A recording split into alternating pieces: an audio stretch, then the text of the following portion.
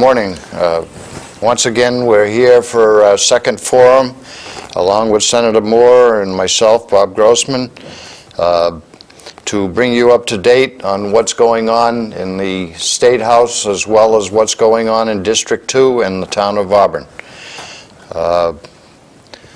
Senator Moore, do you have anything to open with before we get into any questions? Well, it's nice to see you again. It's great to be back out in Auburn again with the show and updating everyone with what's taking place in Boston at the State House that's going to impact the district. So again, thank you for having me and look forward to many more of these sessions. Welcome. You and some of your members of your staff participated in a recent cleanup day in Auburn. How was that experience? Oh, it was great. It was a lot of fun. It was nice to see everyone out in the Southwood Street area cleaning up the town. It's a good cause. It's a good way to get the community involved, and obviously with the challenges we're all being faced today with the fiscal constraints, it's nice to have the community come together like that. We had approximately 275 residents that participated in the cleanup, and I don't know what the number was, but there were several containers of both recyclables and metal that were collected that day, as well as, I believe, 60 tires that people had disposed of on the sides of roads. Who took the tires? Some of the tire dealerships in town took them off our hands. Oh, that's great. That's an expensive task. True. And last Friday, we had Auburn had the visit of the Zip Trip from Channel 25 News. Yes, I stopped out. There was a lot of excitement in town. It's actually great to have the town focused like that. One of the things that Channel 25 announced that morning was the fact that Auburn collected, or has collected to date, the greatest number of books. One of the reasons running the Zip Trips is to people to bring in children's books. And there were 223 books collected for children that morning. Oh, that's great. So, Auburn is number one right now. So it's a book drive then. Oh, I didn't realize that, because I know they've been touring different parts of the state, but so part of that is to collect they're books. doing Winthrop this coming Friday. I don't know what's scheduled beyond then. Oh, that's great. That's nice. What are some of the actions that you've taken towards helping to ease the reverse of the current fiscal crisis? Well, right now the Senate we've addressed, other than fiscally situation, we've passed the pension reform, which has gone to the House of Representatives now, and they've passed their own version that's gone to conference committee. We've passed the Transportation Reform Act. The House has passed their version, so again, that's also gone to a House Senate conference. Hopefully by the end of this week or sometime to next week, we'll have one piece of legislation coming out of the conference committee that we'll vote on. And again, the transportation reform piece that we sent over, the financial analysis that was done on that has told us that over a 20-year period we're going to save $6.5 billion. I'm not quite sure of all the aspects of what the House version contained. One variation between the two was Worcester Airport. In the House version, that was being transferred over to Massport or sold to Massport. And we had nothing in our version regarding that. Another piece that we're doing today is we're going to be voting on Thursday, is the ethics reform. So that was released to us last night. So I'll spend most of my day today reviewing that to see if there's any changes or amendments or what I'm going to support out of that. But we should be voting on that tomorrow. Tuesday, the Senate, the Joint Committee on the Municipal Relief Partnership Act released to the Municipalities Committee the Municipal Relief Act, and that's what contains the meals tax, the room tax, the local options for the cities and towns. And actually, it's quite an in-depth bill. I haven't really had the time to read the entire bill yet, but the bill contains regionalization incentives, the creation of state cultural districts for municipalities, economic development incentives. It also actually creates, right now the budget is, as you think, I think as you know, is based on capital gains. And we're seeing the negative aspect of that right now because of the drop, such a large-scale drop in capital gains. We're facing, it's really impacting our budget. Well, one idea that's part of this is to create a local aid stabilization fund. So this way we're putting money aside each year that would cover a local aid. That's contained in this. There's also sections of the municipal health insurance that we would look at the GIC, give the towns a local option if we go into GIC. Prorating of insurance for part-time employees and retirees. Let's see, there's also, there's some mutual aid agreements giving towns more flexibility for establishing mutual aids. So a lot of that is contained in the Municipal Relief Partnership Act, which we'll be voting on hopefully in the near future. Other than that, right, we're going to be asking a lot of state employees and people in general to making sacrifices.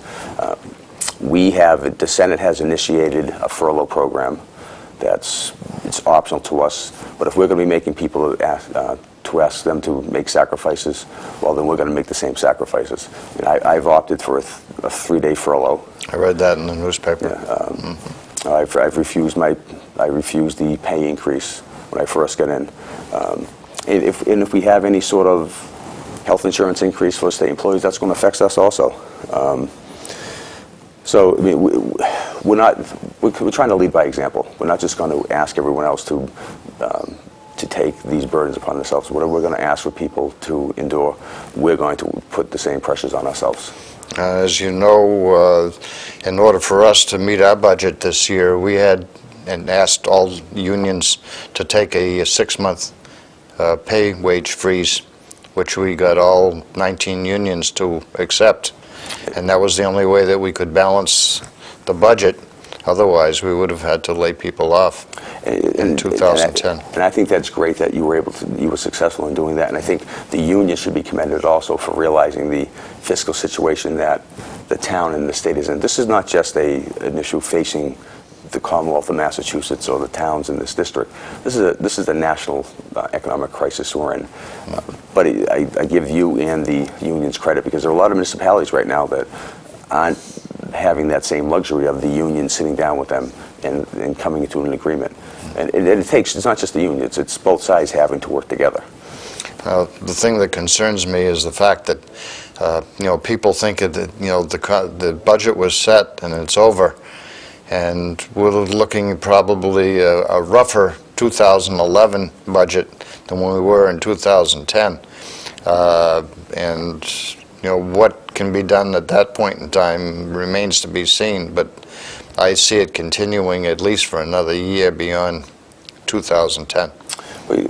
The House released their budget, I think it was 2 weeks ago, week and a half ago, and that Friday, late that Friday afternoon, is when we actually received the revised revenue forecast. They were wrapping up their budget negotiations, and we were then informed that the revenue forecasts for April were down about $450 million, resulting in a projected shortfall for this fiscal year of approximately, if you continue through May and June, of about $1 billion for this year, and resulting in next year an additional $1.7 billion shortfall.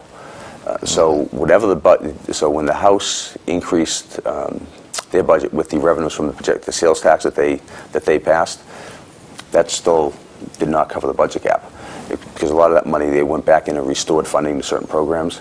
The budget that's getting released from the Senate today is going to be a balanced budget.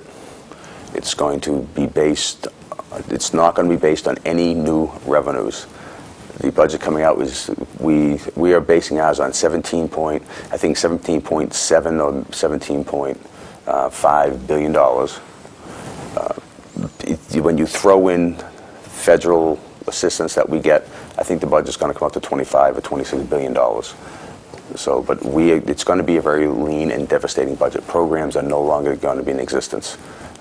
Then we'll have until Friday, I think we're told until mid-afternoon Friday, late Friday, to file any budget amendments we want, and then it will go to full debate next week.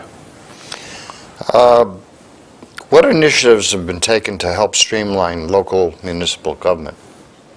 Well, actually, I am proud to say one of the first, in the same week, the first two pieces of legislation that went through, bearing my name, one of them was one that I worked on with Representative Frost, and that was the town charter for Auburn, the home rule petition that you had filed. I guess it had been filed last year, but it didn't make it through.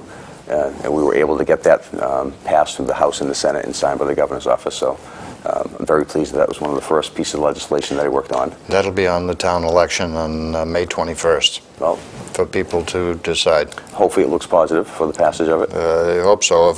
Hopefully people understand what's behind it and not take the word of people that are spreading rumors around that you shouldn't do this, shouldn't do that.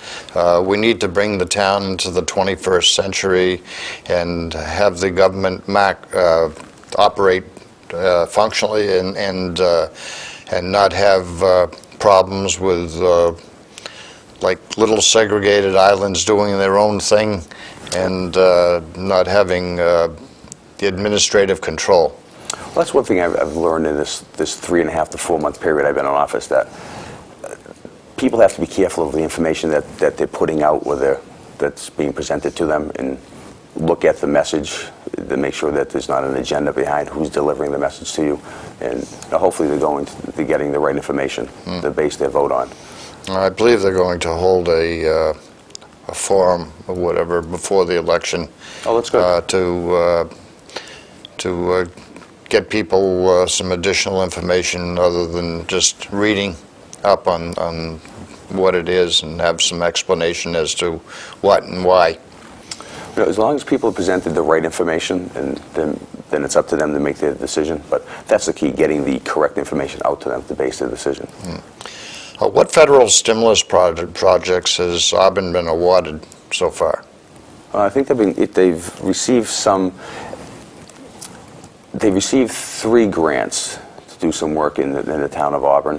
I think one of it is the Southbridge Street Bridge for some painting, and I think one was $1.6 million, another one was $450 million, the other one was $400,000. What people need to understand about this stimulus has been a blessing, but there's also a lot of controversy surrounding it. The involvement we've had for the stimulus is we worked with the various town managers. It's actually before I was even sworn in.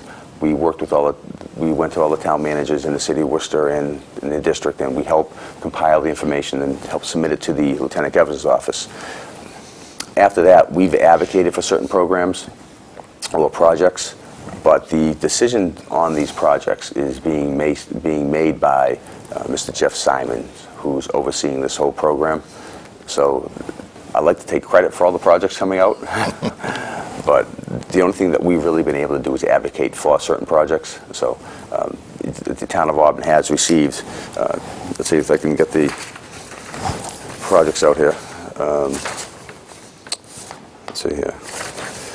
One was for the cleaning and painting of the Southbridge Street Bridge, and the other was for the interchange for the Turnpike, and I think the Burncoat Street Bridge. Some work done on that. But again, there should be another round coming out of projects. Hopefully it involves roads, because the condition of the roads, not only in Auburn, but throughout the state, are in rough shape. I was anticipating filing for a bill for an override this year, but when the stimulus was announced, I thought that perhaps money would be forthcoming for the roads, because that's the biggest complaint that the citizens have. And I'm sure it's not only Auburn, I'm sure it's in every town. Well, that's an interesting issue now. Based with the Senate budget coming out today, I'm curious as to what the Chapter 90 funds or level funding is going to be for that for next fiscal year. And you're right, the revenue forecasts, there was an emergency Senate Ways and Means hearing held a week ago Tuesday, and we had 3 economists come before the committee, and they've all pretty much, 2 of them agreed that the revenue consensus should be 17.5 to 17.7 billion. One, the Beacon Hill Institute, projected the budget revenues for next year to be a little over 18 billion. But what the they all agreed on was that the projected crisis that we're in right now that we're in the first year of anywhere from a 3 to 4 year cycle. So when you were saying previously that the budget this year is bad and next year could be worse, it really could. Depending on how the local municipalities handle their budget this year, they could be setting themselves up for a tougher fiscal situation in fiscal 2011, or better, depending if they, what reforms they've made to address some of the increases. You say you're going into Boston today. What budget announcements will be coming out perhaps later today, and what are your expectations? Well, the Senate budget will be released today. We're thinking around noontime or maybe a little later in the afternoon. And again, there are going to be programs that are no longer going to be in existence. I mean, I read the paper this morning, and they're already talking about certain programs like the Quinn Bill being unfunded, the Mass Academy for Math and Science in Worcester being zero funded, the Tufts funding for Tufts University and Veterinary School being zero funded. I know in Worcester there's Centros Las Americas, their funding is gone. Dismas House was gone.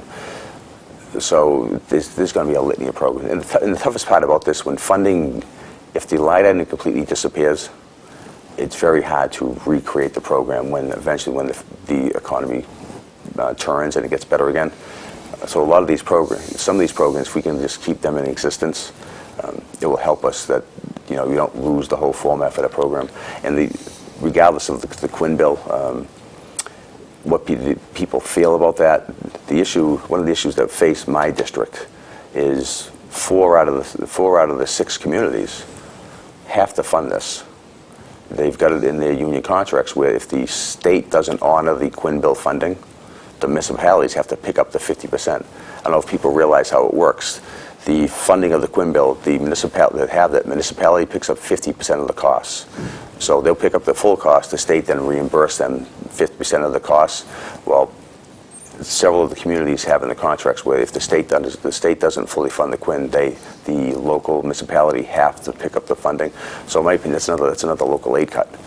So that's an issue that hopefully the legislature can address. Yeah, well, the quality down the road of the safety personnel that you recruit is not going to be of the same quality if that's eliminated, because you're talking about a decrease possibly for as much as like 25% of the annual salary that's supported by the Quinn Bill. And actually, everything going on right now with we're working on ethics reform. Right now, that's actually one issue that I've even been told I can't vote on. I don't know if you're familiar, my brother's a police officer in Millbury. He's a sergeant. So you have to recuse yourself. He gets the Quinn Bill. So right now, that's an issue that I actually can't even vote on. I can vote on the whole budget that contains the line item, but if an amendment comes forward, which I would imagine it would be because it's being completely cut, that's an issue I can't even vote on now. What do you think about which we didn't mention, which has had a lot of discussion in the newspapers, the gas tax, the sales tax, and the sin tax? Well, I'm not in favor of the gas tax. The sin tax, the alcohol, the candies, and all, I'm also opposed to that also. My concern there is the effect it's going to have on the border communities. The cigarette tax, when that was passed, the projected revenues for that were never met. So I have concerns for the communities and the small businesses, how that may affect them in the border communities. And in some ways, I consider this district, Worcester, and the surrounding communities, we could possibly consider the border community. If you look at 146, we are only, 15, 20 minutes away now from Rhode Island. Mm-hmm. We're not that far from Connecticut, so if people wanted to travel there to purchase certain items, it's not that far of a commute. The sales tax, I guess I'm open to discussing that, but the concern I have with the sales tax is if you look at the municipal relief package that was now passed, the municipal relief package that was now filed, right now the meals are part of the sales tax. The meals tax option or legislation that's been filed as part of the municipal relief if we raise the sales tax 1.25%, and then the meals tax option that's in the municipal relief allows for another 2% increase, well, now you're looking at a 3.25% increase in the meals tax. To me, that's a little excessive. I mean, if we're going to look at increasing at 1.25%, I don't think that's that much of an increase on a meal that's going to deter people from going If to you a look at restaurant. the comparison of the towns, not the towns, but the states, surrounding us, we wouldn't be out of whack with, to compare us to other states. Right. The only state that we can't compare to, and we can't compare to them now, is New Hampshire. It's New Hampshire. Right. So, I mean, I don't think it's going to be that big of an impact as far as that goes. But now I have to confirm this, but I was just told last night that New Hampshire actually, that they have their own separate meals tax. They may not have a sales tax, but they actually may have a meals tax. I actually have to confirm this. We were discussing this last night, and someone informed me of that, so it's going to be researched. But it's funny, as the budget progresses, we're going to debate this next week. The further east you go, the senators or the people that we've met or discussed this with, they seem more favorable to a gas tax. Everyone west and outside of that area, there's more opposition to a gas tax. So, I think I've stated before, I'd be favorable to seeing the tolls on exits 1 through 6 and 17 restored, and maybe trying to reduce the need for higher increases going east on the tolls. And it's a user's fee. I don't think that you or anyone else who's not using the turnpike should have to pay for it if you're not using it. And that's pretty much what you'd be doing. If the gas tax was to be passed, people who are not using that transportation system would then be paying for it. You've touched on it slightly, but what are some of the efforts to help with municipal relief and helping to generate additional revenue? Well, that's going to be the Municipal Partnership Act. It's meals tax. I know hotel tax has been discussed. Telecommunication taxes. There's been talk about the companies paying for the pole use and so on, which would bring money into the towns. Yeah, that's all part of the Municipal Relief Act. Mm-hmm. And see, there's a few more. There's some as part of the Municipal Relief Act. There's going to be this legislation that's dealing with the flexibility in municipal and regional school districts borrowing. There's investment practices, allows investments of trust funds by prudent investment rule and investment surplus of funds for up to 3 years. There's actually going to be some changes. They're recommending some changes to the Community Preservation Act. Does Auburn have that, the CPA?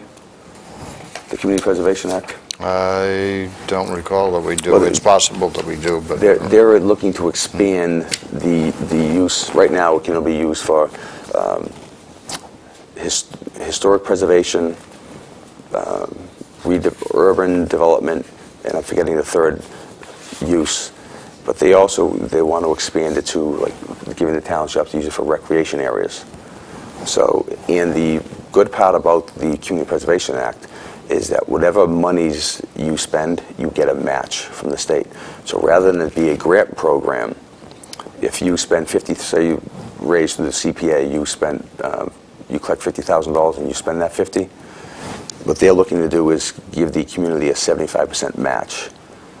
So, and this will be a dedicated fund. So it won't be a grant program. You spend it, you'll get that 75% back. So I don't say the negative to it, but the CPA actually goes above, you're allowed to tax up to 3%, I believe, above 2.5% for this. But it's up to the community whether it's a local option. Mm-hmm. And they allow for what they want to do is have a $100,000 commercial property tax exemption. So for businesses, that would allow an exemption there. One of the things, and I'll bring it up a second time, because I know it was in our budget this year, was the meals tax. And there was, it was planned that there would be a 1% meals tax increase by the state. Right. And there also would be a possible equal 1% that could be applied to the town, that the town would get credit for. Correct. What do you think of the favorability of that being a success? Is there any possibility of it being a success? You mean being passed through the legislature? Yeah. Prior to these discussions on the sales tax, I think there was a lot of, I think there was it was highly likely that it could be passed. But now that the sales tax is being discussed, the question is now raised about, you're now adding a possible 3%, 3.25%. So I don't know if the Senate passes a sales tax increase, that may have negative implications on the passage of the meals tax, because now again you could be going from 1.25% to a 3. So I don't know how that's going to play out. Other than prior to that, I think the local option had a very good chance of getting through. But we're just going to have to see how the budget plays out now.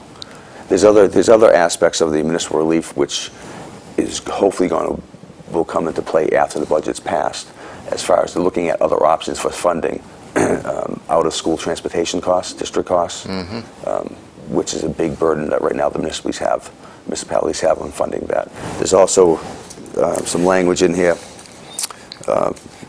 for coordination of school and municipal coordination of services, special ed tuition rates they're looking at revising, and special ed transportation mileage reimbursements for parents. That was actually one I quickly read, and I wanted to look at. I think if the parents, if the correct reading of that is if the parents of the special ed student can come up with a more cost-effective transportation, yeah. they'll actually, the school will be able to reimburse them for that. So that would be hopefully that would be a major cost savings to a lot of the municipalities. There's actually even language in it for a local tax amnesty program. So if the towns wanted to offer tax amnesty to their citizens or their commercial entities, that could possibly bring in some additional revenues to them. Do you have anything else that you might want to add today? Well, I just want to thank you for having me back. I look forward to come back next month, and just hope everyone understands that as the budget process moves forward, we are faced with a lot of challenges coming up over the next several years regarding the economy. That we are going to be looking at all aspects of government, how we deliver services, what programs are going to exist and what are not going to exist. And there could be a lot of hard choices made. And whatever decisions we make, such as sacrifices that we're going to be asking people to make, we're going to be making the same sacrifices. So we're not going to be asking people to do anything that we're not willing to bear ourselves. So other than that, I just want to thank you for having me here. I'd just like to add to the people that each and every month we're trying to update you and anything going on in the Senator's District 2, as well as the home studio here in Auburn, and what's going on in the State House. And thank you very much. Thank you. Thank you.